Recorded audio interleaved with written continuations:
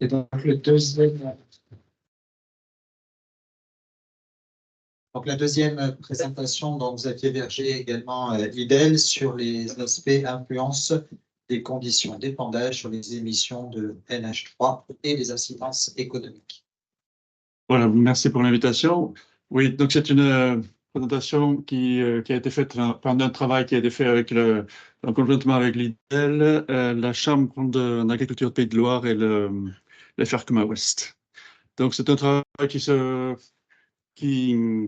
porte sur les émissions d'ammoniac, parce que lorsqu'il y a émission d'ammoniac, il y a émission de molécules azotées, donc il y a perte d'azote, donc perte de valeur fertilisante des engrais organiques. Et là, l'objectif, c'est général, c'est de montrer, enfin, c'est d'utiliser au mieux ces engrais organiques, donc éviter toutes ces pertes-là. Alors, juste quelques éléments de contexte.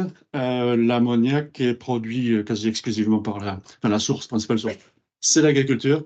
Et au niveau ça c'est l'agriculture en général, et l'élevage et les cultures sont à 40, en gros 40 et 60%. Donc les cultures émettent environ, enfin au niveau source, d'après le CITEPA, environ 60%, environ 2 tiers de cet ammoniac. Et puis il y a des problèmes aussi avec cet ammoniac qui sont d'ordre santé, puisqu'ils vont produire ils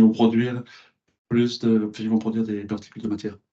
Alors, dans ce poster, on parle des différents leviers qui sont pour éviter ces émissions. Alors, on a bon, je vous le laisse, il y en a 4 ici qui sont présentés, et on se focalise essentiellement sur 2, c'est au niveau des températures et au niveau il plutôt les matières organiques, et là, donc, à travers le matériel d'épandage.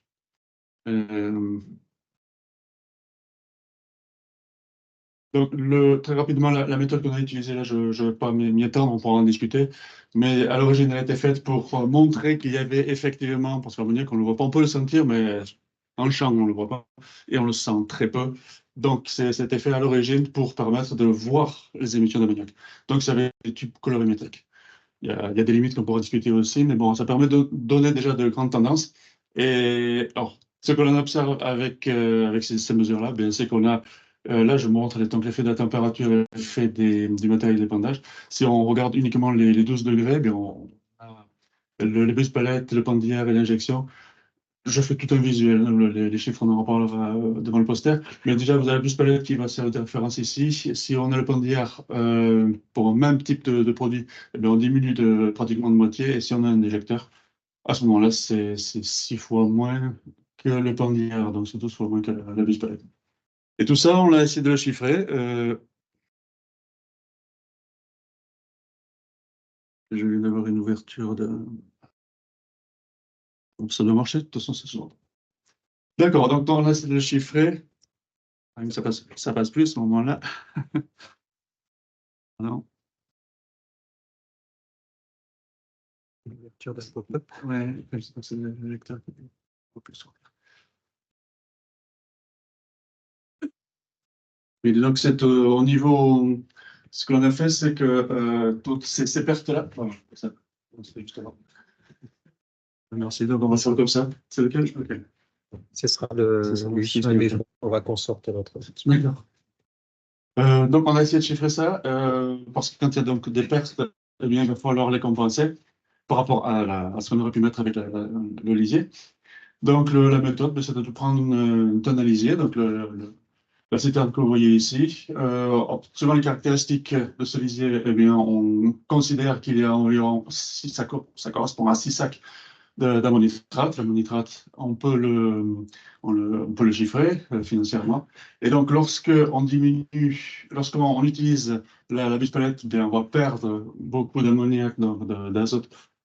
Et donc, on va perdre l'équivalent de 3 sacs.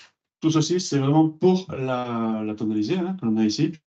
Donc, pour le même produit, si on l'épand avec une buse palette, donc on perd 3 sacs en moyenne d'ammonitrate. Pour le pendillard, ça va être un sac et demi.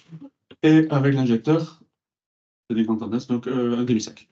Et on compare ça au prix de l'azote ammoniacal, à 33%. Et donc, avec la version haute, puisqu'on avait, vous voyez la courbe là ici qui montre l'évolution du coût. Là, c'est notre version actuelle qu'il faudrait actualiser peut-être. Et là, vous voyez, ça varie pour une tonne, pour donc 18 mètres cubes. Et on peut perdre 92 euros dans le cas le plus mauvais et on en perd 5 pour le même produit, uniquement dans le cas la meilleure. Voilà, je vais m'arrêter. Merci. Merci beaucoup pour ces précisions.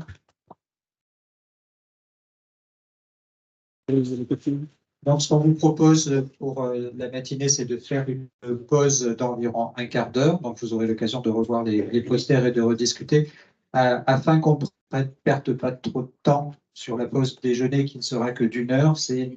Merci d'être là vers 11 heures de façon à ce qu'on puisse démarrer à 11h05 sur les 3 exposés restants qui nous restent avant midi. Merci.